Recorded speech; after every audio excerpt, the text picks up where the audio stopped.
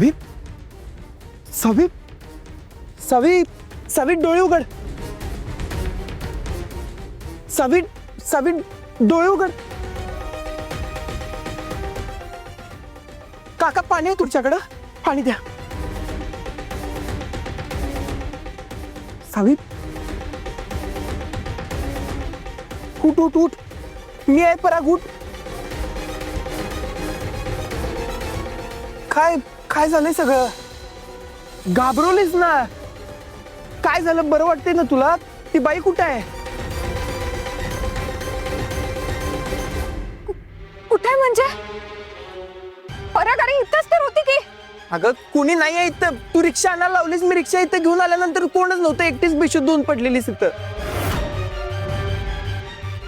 देवा पराग हळू पराग लय मोठा प्रॉब्लेम झाला काय आता काय झालं मी त्या बाईला बाहेर घेऊन आले होते मला चक्कर आली आणि कदाचित त्याच संधीचा फायदा घेऊन ती बाई सटकली आता काय करायचं आपण आता तोंडाशी आलेला घास गेला नाही नाही नाही असं असं हरून चालायचं नाही पराग चला आपण त्या बाईला शोधूया काय उपयोग नाही शोधून निसटली हातातलं ती कुठे शोधणार आहेस आता तिला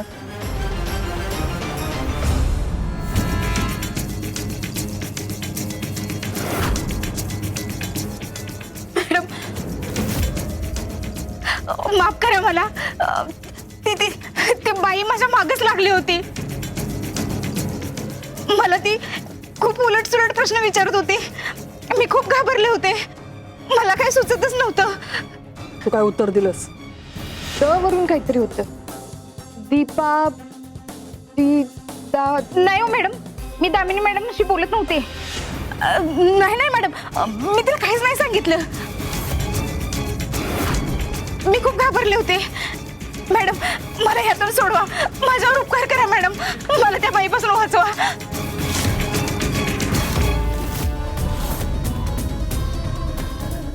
ती बाई म्हणजे चौकशीसाठी आलेला ऑफिसर पुरुष नसून बाई होती हो मॅडम नाव काय होतं तिचं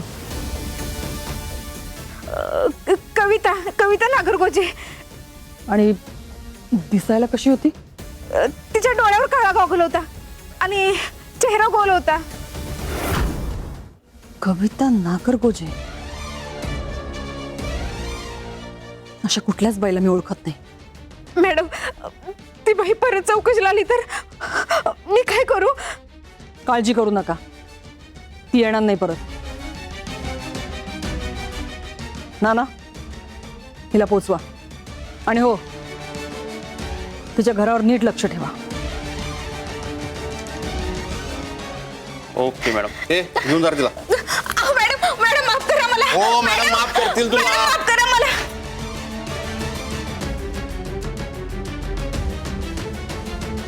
मॅडम कोण असेल ही बाई कविता नागरगोजे मला नाही वाटत पोलीस असेल म्हणून त्या बाईने जे वर्णन केलं डोळ्यावर काळा गॉगल म्हणजे तिने स्वतःची ओळख लपवायचा प्रयत्न केला मला तरी असंच वाटते मला पण असंच वाटतंय ना पण एक गोष्ट तुमच्या लक्षात येते का गाडीवाल्याची चौकशी करणारी सुद्धा बाईच होती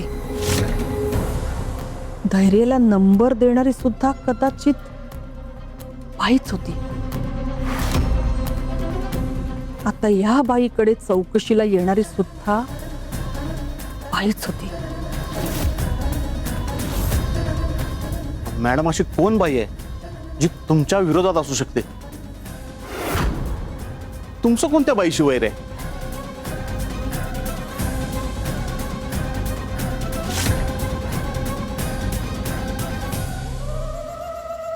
सावी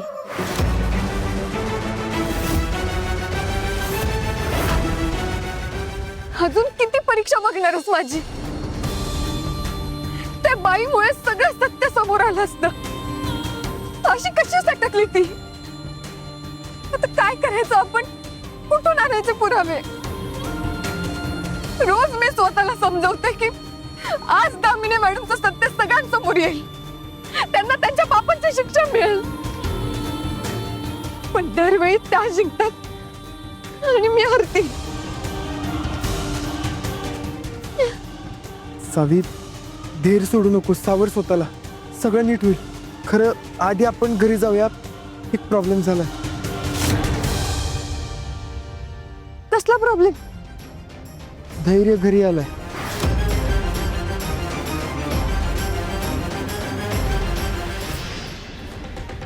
भाऊजी, खरं सांगायचं तर मगाशी डॉक्टरशी बोलताना इरा आली, त्यामुळं नीट बोलूच शकलो नाही त्यांच्याशी. कारण तिचं म्हणणं होतं की डॉक्टरची काय गरज.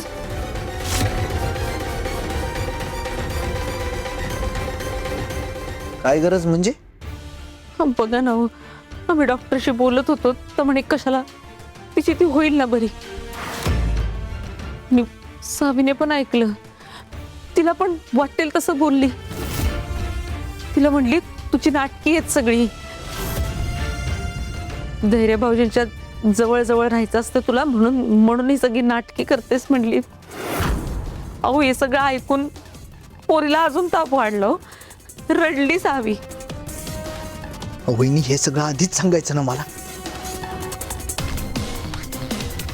ठीक आहे, मी स्वतः जाऊन आधी डॉक्टरांना घेऊन येतो आणि मग बघतो त्या इराकडा.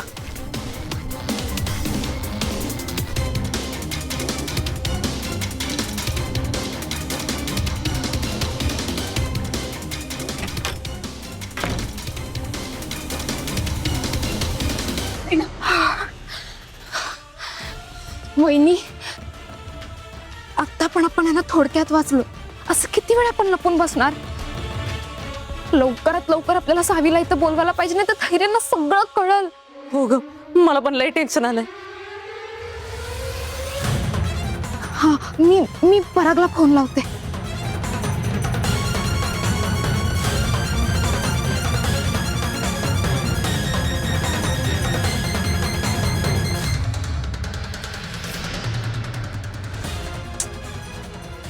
फोन का लागत नाहीये याचा? आता काय करायचं?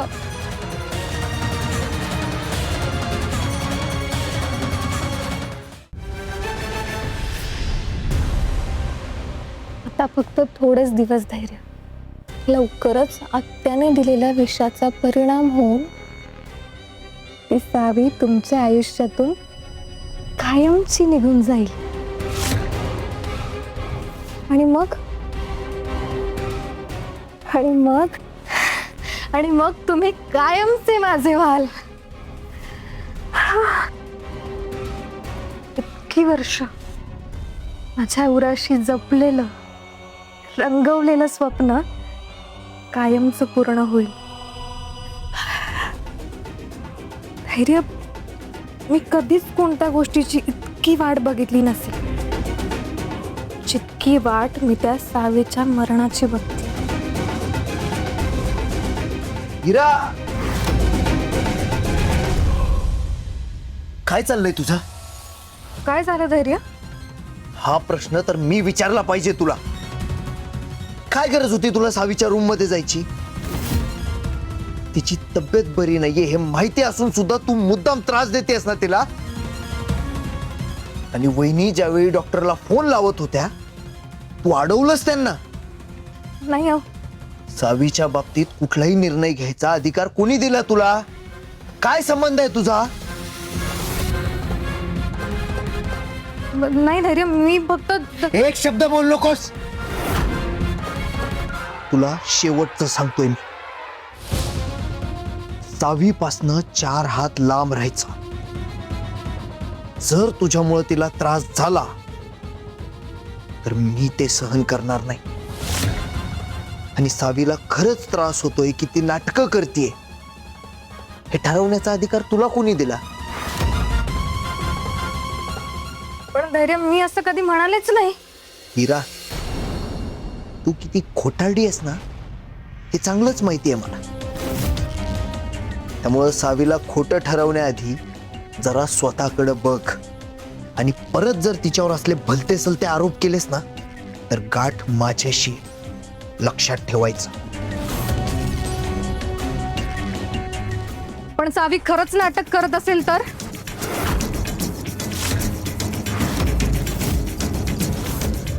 ती बरी झालीये, पण तरीही मुद्दाम तुमच्या समोर वेड्याचं सोंग पांघरून वागत असेल तर?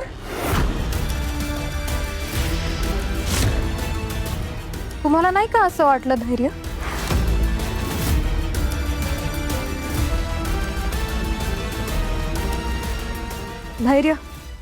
धैर्य मला खूपदा असं वाटलं की सावी खोटं वागतीये तुमच्याशी. तुमच्या मनात सहानुभूती निर्माण करण्याचा प्रयत्न करते, तुमच्या भोळेपणाचा फायदा घेते. धैर्य, तुम्हीच बघा ना, इतर वेळी सावीला काही आठवत नसतं, पण जर का मी तुमच्या जवळ आले तर मात्र तिला खूप त्रास होतो.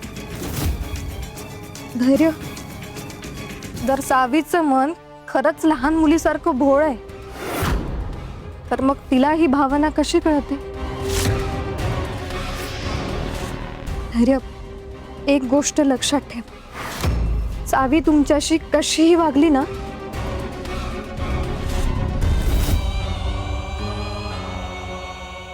तरी मी आहे.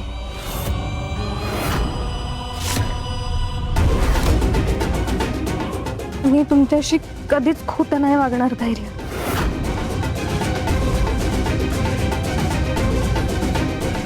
हिरा, एवढं समजावून सांगितलं तुम्हाला तरी अक्कल येत नाही का?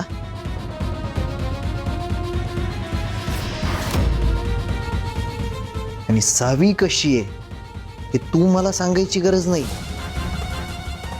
मला चांगलंच माहिती आहे. आणि तू कशी आहेस ते सुद्धा. हा धैर्य फक्त आणि फक्त सावीचा आहे आणि कायम तिचाच राहील. ही गोष्ट डोक्यात फिट्ट करून ठेवायची.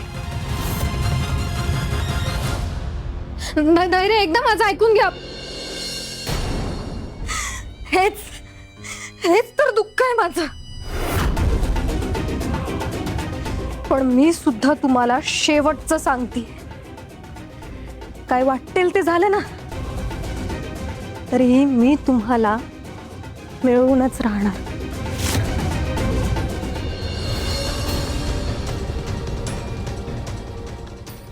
सावी, जरा हळू, जपून जरा.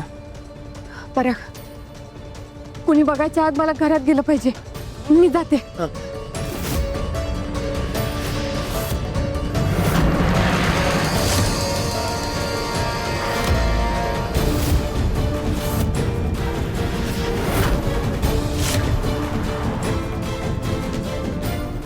दामिनी मॅडमची गाडी. आता काय करायचं? घरात कशी जाऊ मी? तू एक काम कर, तू नीता वहिनीला फोन लाव. हा,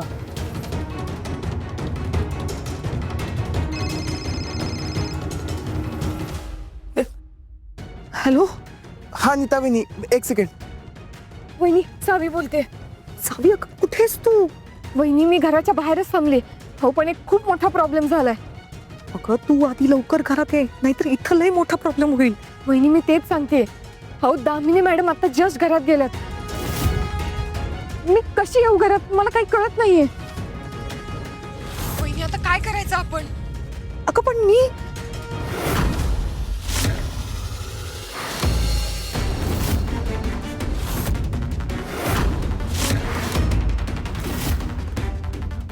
वहिनी, आता मी तुम्हाला काय सांगते ते नीट ऐका.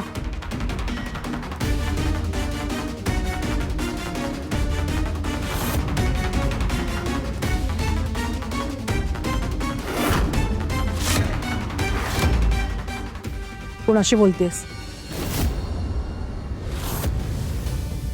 हॅलो, मी तुला नंतर कॉल करते. थोडं काम आहे आता. हो.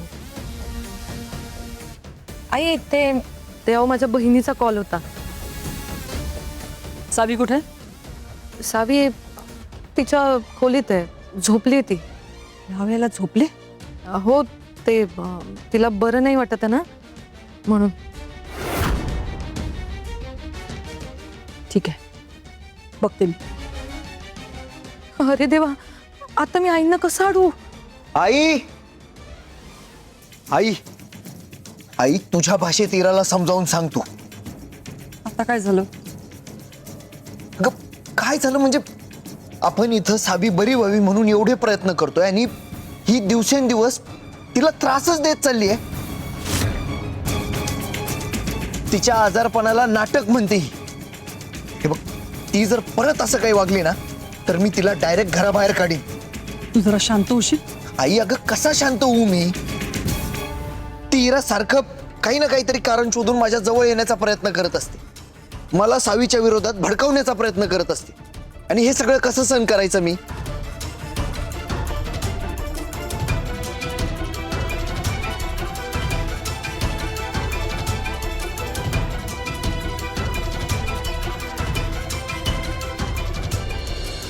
पराग, नीता बहिणींना सगळं कळलं असेल ना? त्या आधीच खूप गोंधळलेल्या. माझ्यामुळे बिचाऱ्यांना खूप त्रास सहन करावा लागतोय. हे बघ, टेन्शन घेऊ नको, सगळं नीट होईल. मी एक काम करते, मी जातेच आतमध्ये. सावी सावी थांब, नको. नीता वहिनींचा मेसेज येऊ देत. उगाच आपण घाई नको करायला, नाहीतर सगळ्या प्लॅनची वाट लागेल. अरे हो पराग, पण दामिनी मॅडमनी त्यांना पकडलं तर माझ्यामुळे बिचाऱ्या अडकतील. नाही, मी जाते. सावी, मेसेज आला नीता वहिनींचा. All clear. सावीला तयार राहायला सांग. बघ, मी म्हणालो होतो ना तुला. चल चल.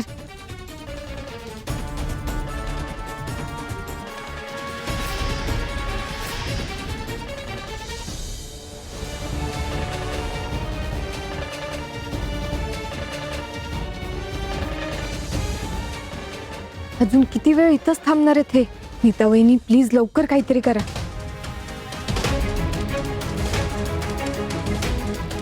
मी बोलते तिच्याशी.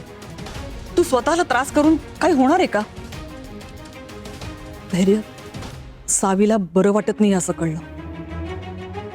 तिच्या काळजीने माझा जीव लागत नाही बघ. कसली खोटारडी बाई आहे ही. एवढं धडधडीत खोटं कसं काय वागू शकतो कुणी? आपण आधी जाऊन तिला बघूयात का? ठीक आहे, चल. नीता वहिनी, प्लीज आता तरी काहीतरी करा.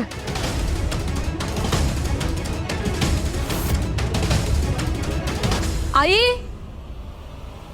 अहो ही बाटली कशाची आहे?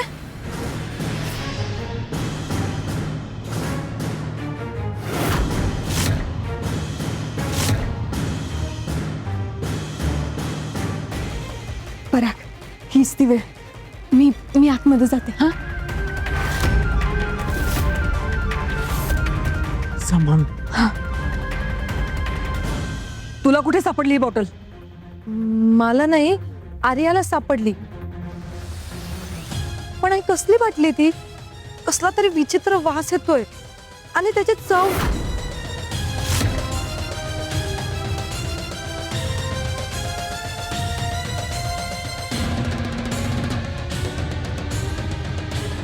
लहान आहेस का तू आता?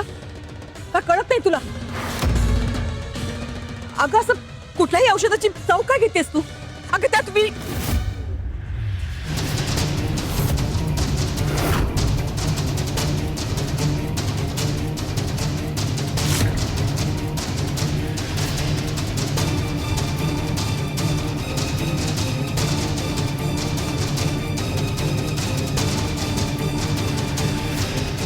विष? हा म्हणजे अशी कुठलीही औषधं लहान मुलांच्या हाती लागणं म्हणजे त्यांच्या दृष्टीने ते विषच आहे ना. आणि काय आहे, मला हल्ली झोप येत नाही रे. सारखी काळजी वाटून राहते बघ. म्हणून मी औषध घेत होते. हा, बाकी काही नाही. अहो आई,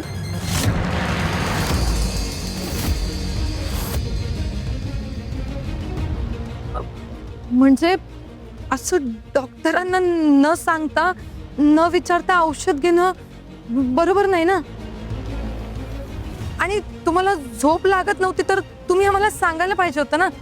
आई अगं, बरोबर तर बोलतायत वहिनी. मला वाटतं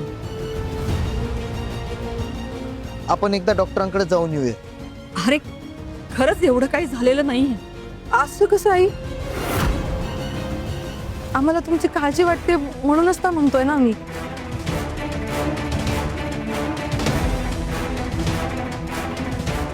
मला ना कधीतरी त्रास होतो. रोज झाला असता ना त्रास तर मी सांगितलं असतं ना. नका काळजी करू हा तुम्ही. मी बाटली आत ठेवून आले. कधी येणार ही सावी काय माहित. इतका का वेळ लागतो हिला. इथं भीतीनं जीव जायची वेळ आली आहे परवाईनी.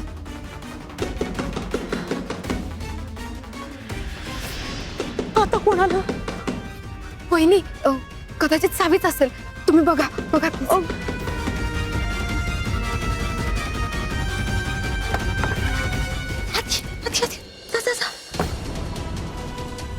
बरं झालं बाई तू आलीस.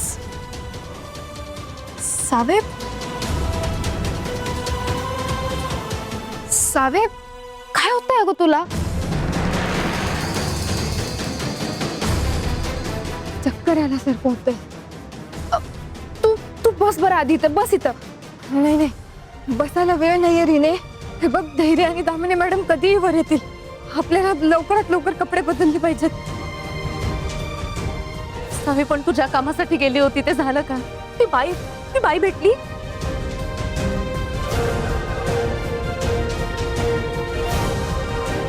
हो पण त्याचा काही उपयोग नाही आता.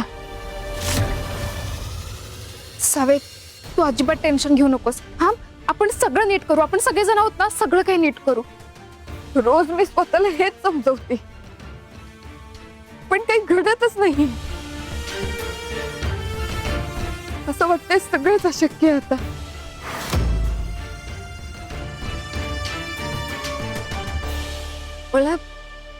मला धैर्यांच्या नजरेला नजर देताना पण अपराधीपणा वाटतो. सावी नको का असा विचार करूस. हो पण अगं सावी मी डॉक्टरांना कॉल लावते. आपण जाऊया. नाही वहिनी तुम्ही डॉक्टरांना फोन लावू नका. रिने आपण आधी सगळ्यात आधी कपडे बदलूया. ते दोघं कधी पण वर येतील. बरं तुम्ही आवरा. मी लक्ष ठेवते कोणी येत नाही ना. अगं सावे सावे सावी उठ अगं. अगं काय झालं? उठ सावे डोळे उघड. वहिनी हो सावे डोळे उघड. सावी उठणार आणि काय होत आहे? कुणीतरी येईल. सावी उठ ना.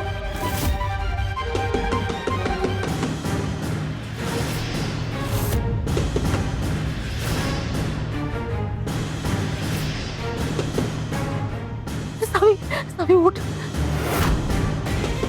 सावी उठ. मग कोणीतरी आलंय. सावी डोळे उघड. सावे लवकर उठ. अगं कोणीतरी आलंय बाहेर.